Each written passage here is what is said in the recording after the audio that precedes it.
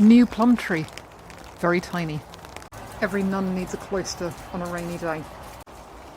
Rumwoldstow in the rain. Won't it be nice when the gatehouse has a roof on it? And yeah, let's not think too much about the concrete mixer. February snowdrops. New pear tree the first, winter nellis. And over here, new pear tree the second, it's quite a lot bigger.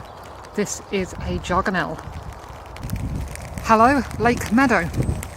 Yeah, I remember when this was all fields. Yesterday.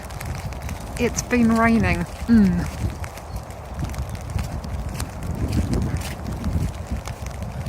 Splosh, splosh, splosh. Muddy Northamptonshire mud.